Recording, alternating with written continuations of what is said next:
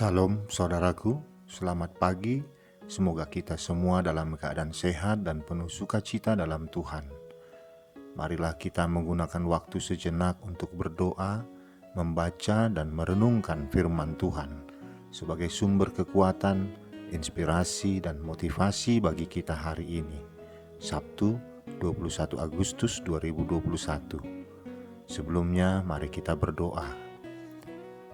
Bapa di sorga, kami bersyukur atas hari yang indah ini, hari yang penuh harapan. Kami akan merenungkan firman-Mu. Kiranya Roh Kudus menerangi hati dan pikiran kami, agar kami sungguh memahami firman-Mu. Dalam nama Tuhan Yesus Kristus kami berdoa. Amin. Firman Tuhan yang menyapa kita di pagi ini, 1 Yohanes 1 ayat 2. Hidup itu telah dinyatakan dan kami telah melihatnya, dan sekarang kami bersaksi dan memberitakan kepada kamu tentang hidup kekal yang ada bersama-sama dengan Bapa dan yang telah dinyatakan kepada kami. Demikian firman Tuhan. Saudaraku, dalam setiap persidangan yang dilakukan di pengadilan negeri harus memenuhi unsur hakim, panitera, jaksa penuntut, pembela, terdakwa, dan saksi. Saksi dalam persidangan biasanya adalah orang yang mendengar atau melihat langsung suatu perkara atau kejadian. Namun ada kalanya seorang saksi diminta keterangannya sebagai narasumber karena keahliannya dalam suatu bidang. Inilah yang disebut sebagai saksi ahli.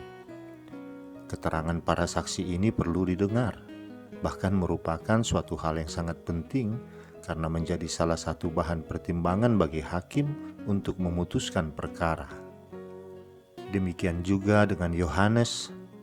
Dia menulis kesaksiannya kepada setiap orang tentang Yesus yang bangkit dari kematian, agar melalui kesaksiannya ini, jemaat yang semula pro dan kontra tentang kebangkitan Yesus menjadi memiliki pertimbangan untuk percaya bahwa Tuhan Yesus adalah benar-benar Mesias yang telah bangkit dari kematian.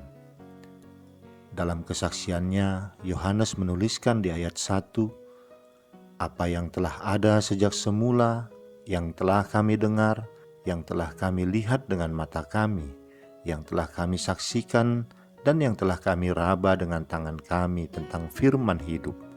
Itulah yang kami tuliskan kepada kamu."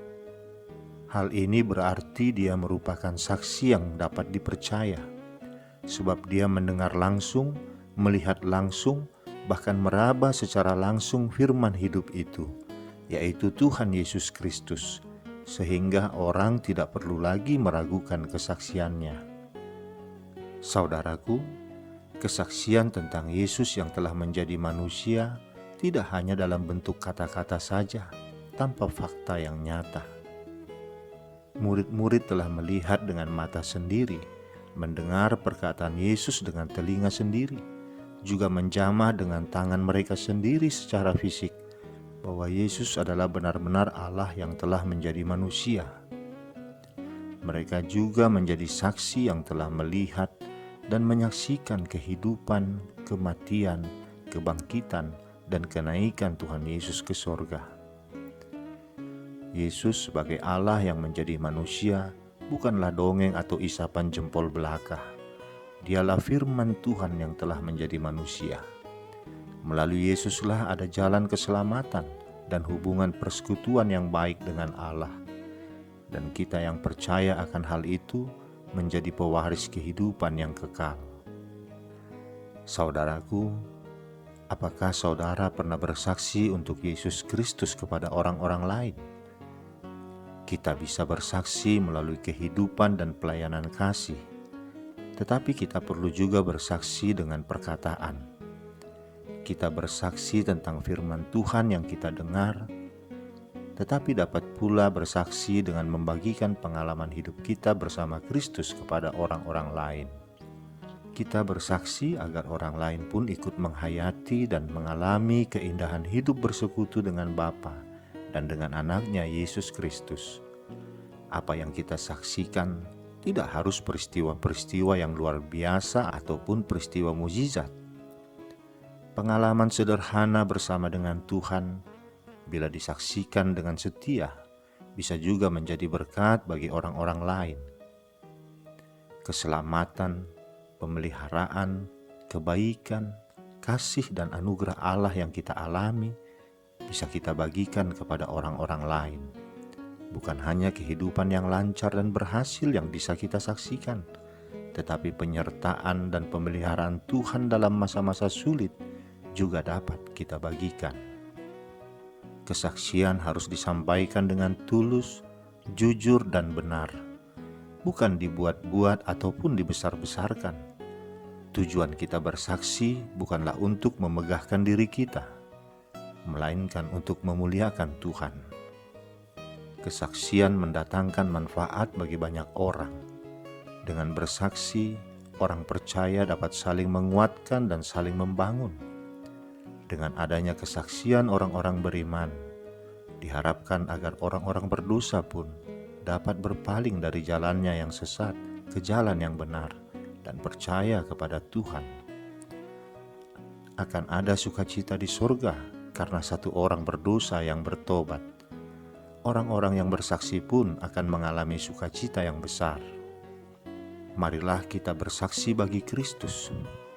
Sungguh indah membagikan firman Tuhan dan pengalaman hidup di dalam Kristus kepada orang-orang lain. Biarlah orang-orang lain pun dapat menghayati dan mengalaminya.